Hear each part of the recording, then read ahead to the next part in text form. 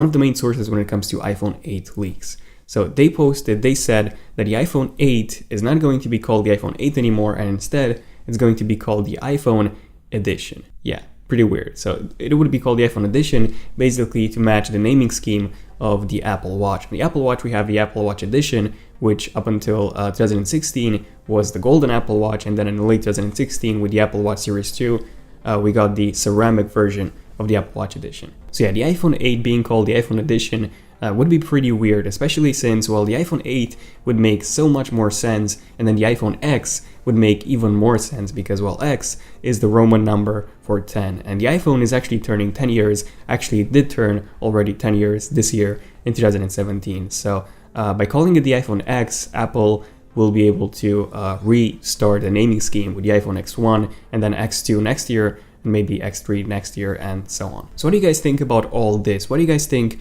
about the iPhone 8 being called the iPhone Edition? Do you think it's a good idea? Do you think it's a bad idea? Or do you think the iPhone X would be an even better idea? I mean, the only logical reason as to why the iPhone 8 might be called the iPhone Edition would be that really premium price point. So you've probably heard of before that the iPhone 8 will be priced at around $1,000, even more.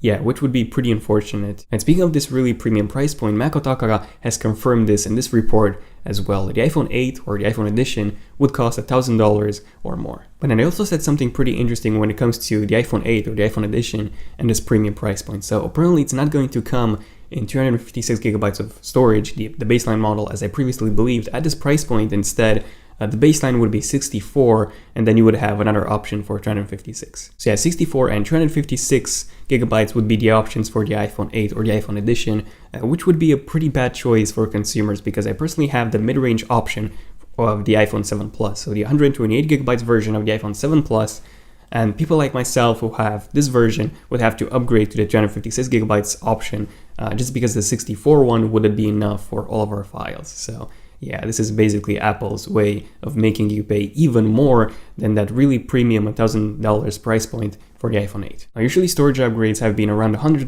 or £80, now actually £100 in UK as well, for each upgrade step in the iPhone. For the iPhone 8, these might actually be even higher at $150 or even $200. So I expect to pay around $1,300 or around, £1,300 because the pricing is almost 1-to-1 in the UK now.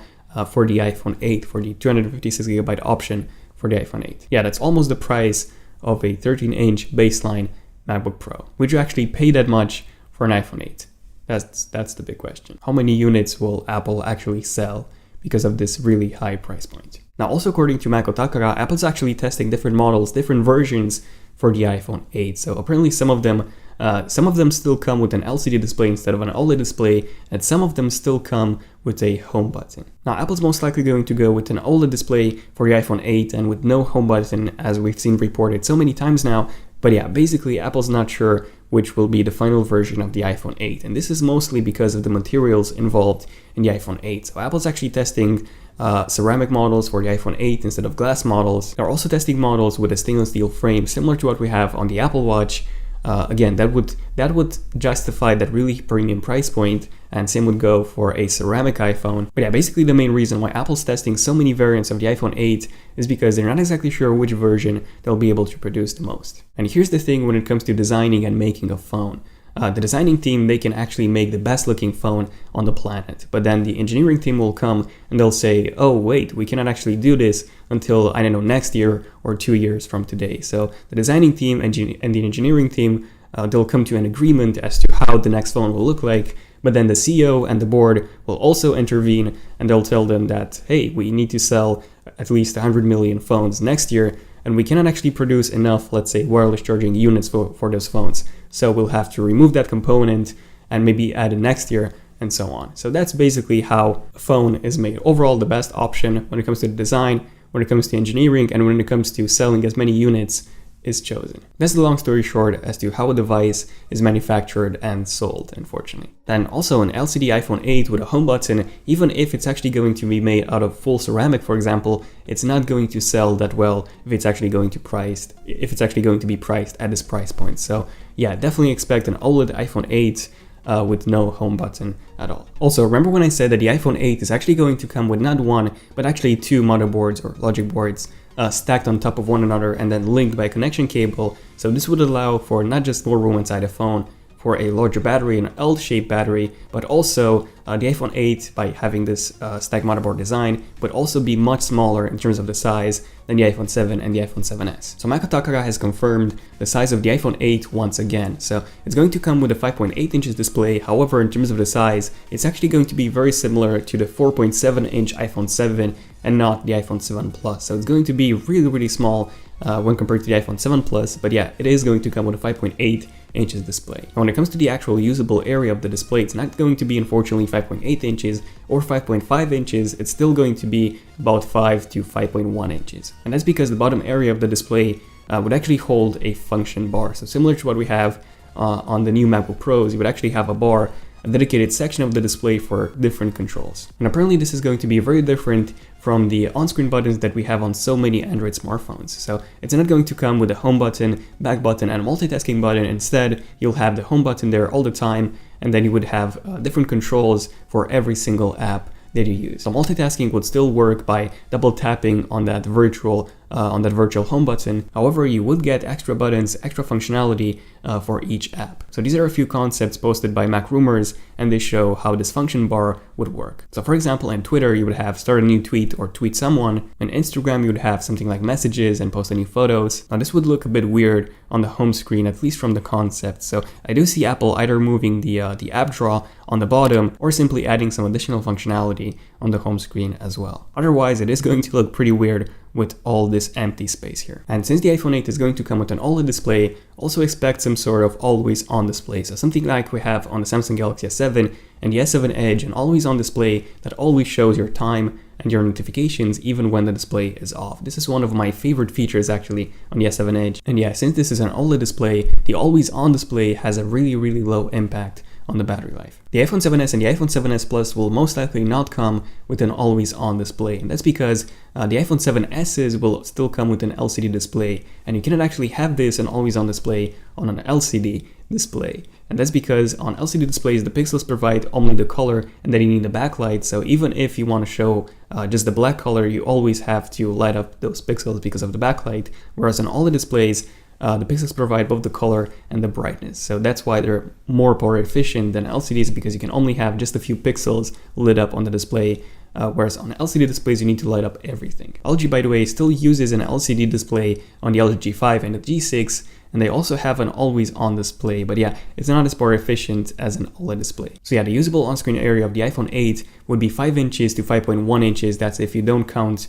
the touch bar area, which is going to be pretty weird. I mean, going back from an iPhone 7 Plus, which comes with a 5.5 inch display, not even to mention those really large bezels, going back to an iPhone 7 basically size with a 5.8 inches display, which might only be 5.1 inches without that touch bar area. Now, I do expect that touch bar to go away when you're watching videos or playing different games, similar to what we have on Android with those on-screen buttons going away when you're watching a video or when you're playing a different game. So I do expect that touch bar to be hideable when needed. Now, the iPhone 7s and the iPhone 7s Plus are most likely going to happen as well. In fact, we've actually had some new reports suggesting just this. So Nikkei and also the Wall Street Journal have said that the iPhone 7s and the iPhone 7s Plus will launch alongside the iPhone 8. The iPhone 8 would come with a brand new design, wireless charging, and an OLED display, whereas the iPhone 7s would come with basically the same design as the iPhone 7, the 6s, and the iPhone 6, with only some minor performance improvements and camera updates, and that's pretty much it. Maybe even a new color, a red option, a red version of the iPhone 7s, but yeah, that's basically it. Now, when it comes to the Touch ID sensor, as you all probably know, it's going to be integrated into the display assembly on the iPhone 8. Now, speaking of this, we actually have a couple of new patents from Apple just showing this, a Touch ID sensor built into the display assembly. And then a few days ago, DigiTimes has reported that Apple is working on implementing a new 65nm based process for the new second generation Touch ID sensor, actually the third generation Touch ID sensor for the iPhone 8. He also said that apparently Apple's having some production issues when it comes to manufacturing enough Touch ID sensors for the iPhone 8. So the iPhone 8 might even be delayed, and more about that in a few moments. Then we actually had some pretty big updates when it comes to the cameras on the iPhone 8. So iGenerations reported that ST Microelectronics will be manufacturing a 3D camera sensor for the iPhone 8. So I've mentioned in my previous videos that Apple has quite a number of patents when it comes to AR, so augmented reality, when it comes to 3D scanning and 3D object recognition, well, Apple has actually applied for more patents when it comes to 3D objects and 3D face recognition just this week. So many sources pointing towards this 3D camera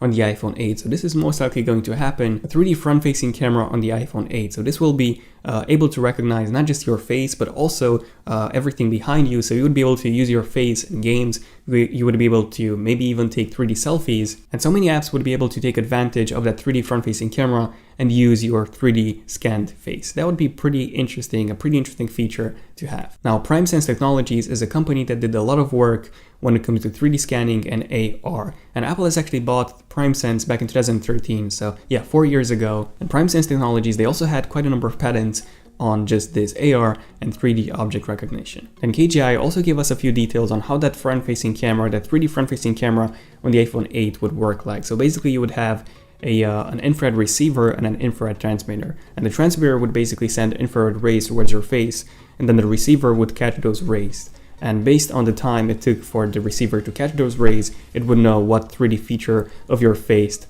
it has detected. So basically that's how it would work. Also, do expect to see some 3D imaging capabilities on the back-facing camera as well, not just on the front-facing camera. I do expect the back-facing camera to be able to capture the environment that you see, your surroundings, in 3D as well. Especially since the iPhone 8 or the iPhone edition would still come with that dual camera module that we have on the iPhone 7 Plus at the moment. iGeneration also reports that because of this 3D camera on the iPhone 8 and also because of the new Touch ID sensor, the iPhone 8 will be delayed. So the launch of the iPhone 8 might be delayed a few months after September, which is when the iPhone 7s and the iPhone 7s Plus will launch, but the iPhone 8 might even be delayed until early 2018. Hopefully it will launch until by December, but yeah, it might even be delayed until 2018. Let me know in the comments what you guys think about this delay. Will you be picking up an iPhone 7s if the iPhone 8 is going to be delayed, or will you be waiting for the iPhone 8 in, I don't know, January or December, whenever it's going to be released? Now, the pre-orders of the iPhone 8 might still start in September, so you might be able to pre-order an iPhone 8 for January or December whenever it's released. But yeah, we'll probably have more updates when it comes to the release date in the next few weeks as Apple ramps up the production. Now, there are a few new leaks about the iPhone 8 that I want to mention that I haven't talked about in my iPhone 8 USB-C Everything You Need to Know video. So basically, Ming-Chi Kuo from KGI reported that the iPhone 8 would come with a USB-C to Lightning cable, and then it would come with a USB-C adapter. So this would basically give the iPhone 8 fast charging capabilities, so USB-C port delivery. However, in Europe, it would actually come with a USB-C to USB-C cable, and then on the iPhone, you would get a separate adapter, Lightning to USB-C, because in Europe, the European Union wants to have a universal charger for all phones. That would be USB-C. So this might actually happen in Europe. But yeah, USB-C fast charging or USB-C port delivery would still work. So again, we have this on the iPad Pro 12.9 inches. If you use a USB-C adapter and a USB-C cable, it would actually charge much faster than with the included cable. Now, a few more details about the iPhone 8. So a research firm in China called TrendForce, they actually reported that the iPhone 8 won't come with anything more than 3 GB of RAM. So you would still have 3 GB of RAM, the same amount of RAM as you currently have on the iPhone 7 Plus. Now, this is a bit interesting and unexpected because Apple usually increases the amount of RAM with every single S model update of the iPhone. So with the iPhone 7s, we would expect to get 3 GB of RAM on both the iPhone 7s and the iPhone 7s Plus. And then with this iPhone 8, you would expect about 4. However, iOS has some amazing RAM management. So I've actually done a few videos, you've probably seen some of them. My ultimate performance test between the iPhone 6s, the iPhone 7, the iPhone 7 Plus, the Samsung Galaxy S7 Edge, the OnePlus 2, and so on. And in those videos, I compared RAM management and multiple things between those phones. And basically an iPhone 6s with only 2 GB of RAM, and even the iPhone 7 managed to heavily outperform the S7 Edge and the OnePlus 2, both of which come with 4 GB of RAM. So those phones with 2 GB managed to keep a lot of apps open in the background, whereas the S7 Edge and the OnePlus 2, well, they basically struggled with more than 5 really demanding apps. And then TrendForce also reported that the iPhone 8 won't come with a 3D display anymore. So we've seen this reported quite a number of times recently, that the iPhone 8 won't come with a curved display anymore. Instead, it would come with a 2.5D glass. So basically the same thing that we have on the iPhone 7, 6s, and 6. So that glass is still slightly curved around the edges so that you can slide from right to left easier But yeah, it's not curved completely like something we have on the Samsung Galaxy 7 Edge. Now, apparently the reasons for this is that one, Apple is actually having some production issues with those 3D display panels, and then two is that, well, 3D display panels or curved display panels are much more suitable to shatter when dropped. Let me know in the comments, by the way, if you prefer having a 3D display or a curved display or a 2.5D display, so like we have on the iPhone 7, 6S, and the iPhone 6. Now, personally, design-wise, I do prefer how a curved display looks like, so the S7 Edge simply looks amazing. However, the S7 Edge has some horrible accidental touch rejection, so when you hold it by the edges, a lot of the times the phone acts like crazy. I don't think this is actually going to be the case with the iPhones because, for example, the iPad mini has some amazing touch rejection, but yeah, still, when watching a video, the image is a bit distorted. So yeah, functionality-wise, I do prefer a flat display. However, design-wise, I do prefer a curved display. Finally, the Bell has reported via supply source in China that Apple is planning to switch to full OLED displays on the iPhones by 2019, which is a pretty interesting report since, well, if the iPhone 8 is going to come with an OLED display this year, I would have expected the iPhone 7s, so to say, to switch to an OLED display next year in 2018. Apparently, that's not going to be the case. All iPhones will only switch to full OLED displays in 2019. But yeah, what do you guys think about everything? What do you guys think about all this? Would you prefer a curved display on the iPhone 8 or a flat display? And would you prefer an OLED display or an LCD? Or do you simply not care if the iPhone 8 is going to come with an OLED display or an LCD display? Would you be getting an iPhone 7s in 2017, or would you be waiting a few months for the iPhone 8, which, keep in mind, is going to be pretty expensive? If you have enjoyed this video, feel free to subscribe for more Leaks and Rumors episodes like this one. Feel free to check out my previous episodes on the iPhone 8 and also on the Samsung Galaxy S8. Yeah, the Samsung Galaxy S8 is going to be a really interesting smartphone. It's actually coming out, well, it's actually being announced later on this month. It's going to be really similar to the iPhone 8, at least design-wise. So really thin bezels. Also be sure to enable notifications on my channel on both desktop and mobile by simply clicking on the bell icon next to my channel, and you will be notified as soon as I upload a brand new episode.